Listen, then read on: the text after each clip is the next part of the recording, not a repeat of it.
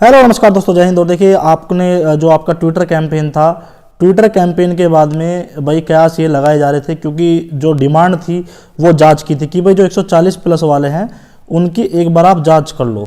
तो अभी जो रेस्पॉन्स आया है यूपी पुलिस के द्वारा, और यूपी पुलिस का जो ट्विटर अकाउंट है ऑफिशियल, वहाँ से ही आया है। मैंने वहाँ से स्क्रीनशॉट लिया, आप जाके देख सकते हो।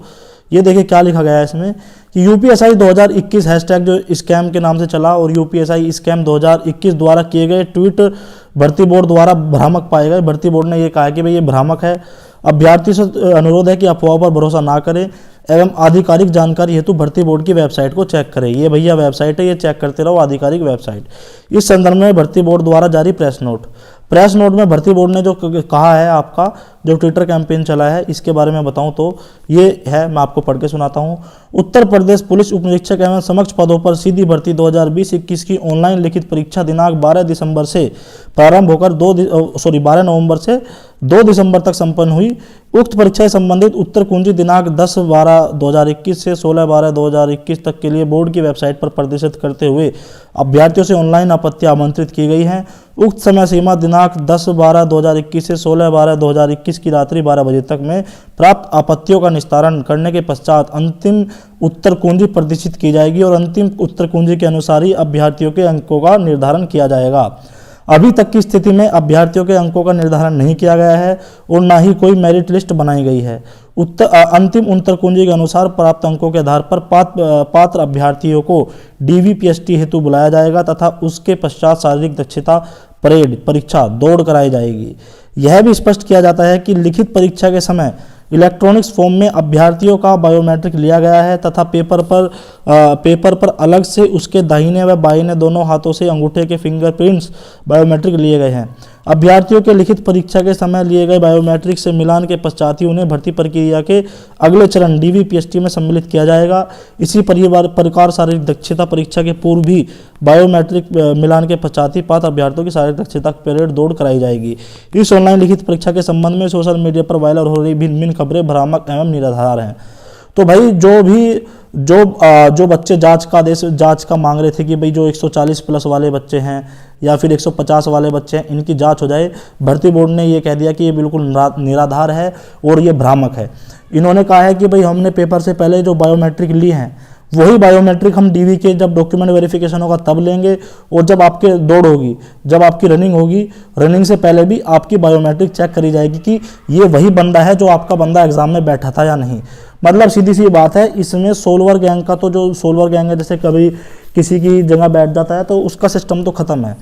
पर अभी इसके जो सबसे बड़ा मुद्दा है वो स्क्रीन शेयरिंग का है कि स्क्रीन शेयरिंग हुई है या नहीं हुई है। तो ये है, अब इसका जो प्रूफ है, थोड़े बहुत स्क्रीनशॉट्स वायरल हुए हैं, उसका भी कोई आधिकारिक पुष्टि है नहीं कि भाई वो इसी के ही हैं या फिर पूरी तरह से सत्य हैं। ये अभी जो भर्ती बोर्ड के द्वारा कहा गया है कि ये कहा है कि भैया ये सब अफवाहें हैं, ये भ्रामकता है, ठीक है, इसके बारे में हम कुछ नहीं करेंगे। बल्कि बच्चों ने इसमें ये री एग्ज़ाम की बात थी कि भाई एग्ज़ाम दोबारा से कराओ, ये इसके लिए ट्विटर कैंपेन था ही नहीं। ये ट्विटर कैंपेन इस चीज़ के लिए था कि जो भाई 140 पा रहे हैं, जो 150 पा रहे हैं, उनकी जांच तो करो कि भाई वे कैसे पा रहे हैं। क्योंकि कुछ बच्चे ऐसे हैं जिनके पैट में 33 नंबर है, बिल्कुल बेसिक पेपर था पैट का, बिल्कुल बेसिक पेपर पैट का था, और उसमें 155 नंबर ला रहे हैं यूपीएसआई में। मतलब इतने बेसिक पेपर में तो बच्चा 33 नंबर ला रहा है, और 2-4 महीने में उसको इतनी बुद्धि आ गई, इतनी सद्बुद्धि आ गई कि भाई वो आपका यूपीएसआई में 160 में से 155 करके आ रहा है। तो ये चीज़ें देखने वाली होगी कि अब इस भर्ती में क्या होगा क्या नहीं होगा। जिन लोगों को लगता है कि पेपर लीक हुआ है, पेपर ये हुआ है, पेपर वो हुआ है, तो भाई देखो भर्ती बोर्ड तो अब इसमें कुछ करने वाला है नहीं, ठीक है। अगर आपको लगता है कि आपके साथ में अन्याय हुआ है या कुछ भी हुआ है तो आप कोर्ट जा सकते हो, हाई कोर्ट आपके लिए है, सुप्रीम कोर्ट आपके लिए है। अगर आपको लगता है कि कुछ भी इसमें गड़बड़ हुई है तो आप कोर्ट जा सकते हो, क्योंकि भर्ती बोर्ड के द्वारा स्पष्ट कर दिया गया है कि भाई हमारी तरफ से ये सब जितनी भी ये चीज़ें हैं ये निराधार हैं। हमारा ना ही कोई पेपर लीक हुआ है, ना ही कुछ हुआ है, बिल्कुल सब अच्छे से हुआ है, जैसा भी हुआ है तो ठीक है। तो ये बातें सामने आई हैं। अब कुछ लोग कहेंगे कि सर नहीं पेपर लीक हुआ है, सर ये हुआ है, वो हुआ है। तो भाई देखो, अगर आपको लगता है कि पेपर लीक हुआ है और भर्ती बोर्ड अपनी जो भी है अपनी ख्याति बचाने के लिए या कुछ भी अगर ऐसा कर रहा है, मतलब एक तरह से देखो, बहुत से लोग ये भी कह सकते हैं कि भाई भर्ती बोर्ड क्यों कहेगा कि पेपर लीक हुआ है, क्योंकि इलेक्शन का टाइम है, इमेज की बात है, बहुत कुछ ऐसी चीज़ें हैं। तो भाई देखो, अगर आपको लगता है कि आपको भर्ती बोर्ड न्याय नहीं दिला पा रहा है तो आप न्यायालय जा सकते हो, हाई कोर्ट है, सुप्रीम कोर्ट है, आप वहाँ पे जा सकते हो।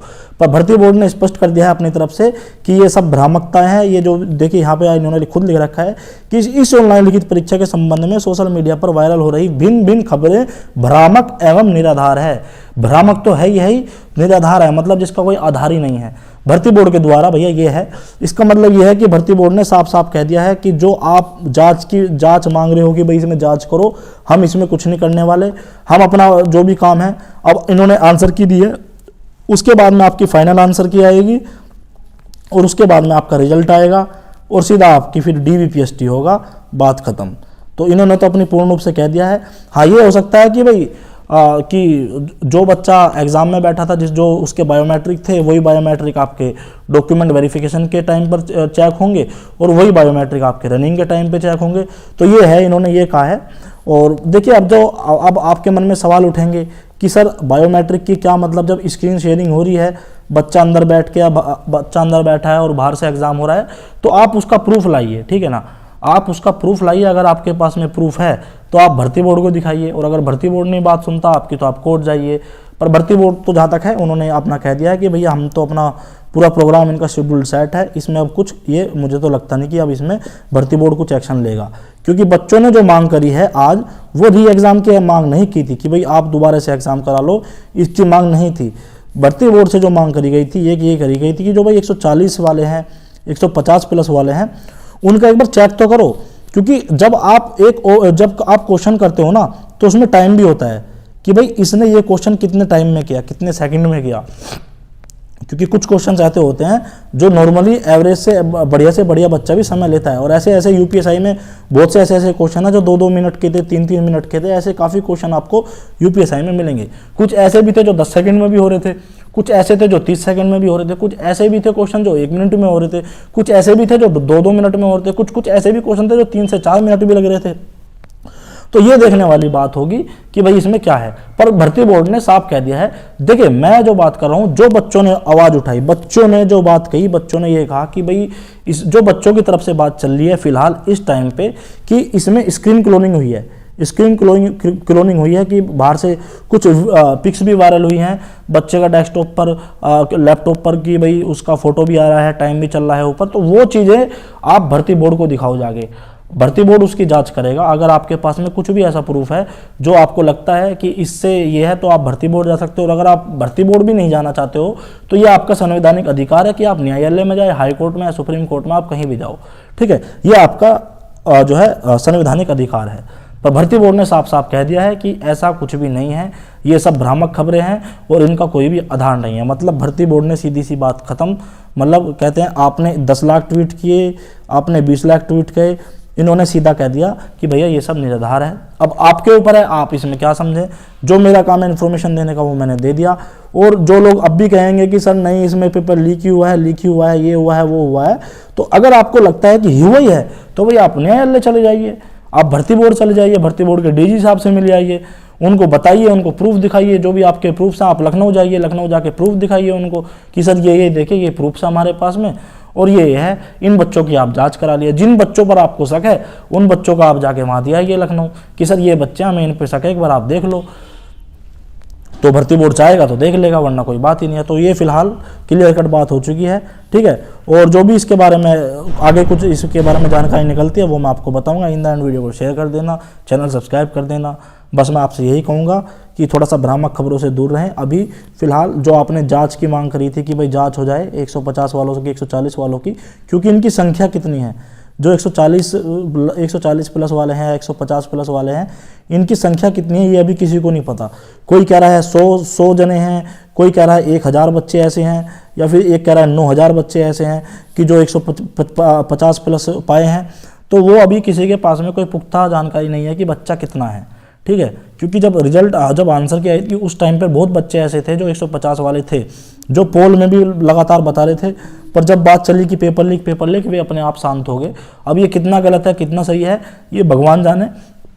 तो जितनी भी है ये भैया सारा रिकॉर्ड आपका भर्ती बोर्ड के पास है कि कितने बच्चे आपके 150 प्लस कूदे हैं। ठीक है, अभी फिलहाल यही है कि भाई भर्ती बोर्ड ने मना कर दिया है कि ये सब निराधार हैं और आप इन चीज़ों से बचें। और मैं भी कहूँगा कि इन चीज़ों से आप बचें, जो भी लोग भ्रामकता फैला रहे हैं इन चीज़ों से आप बचें। जैसे भी कुछ इन्फॉर्मेशन होगी मैं आपको बताऊँगा। इन द एंड जय हिंद जय भारत।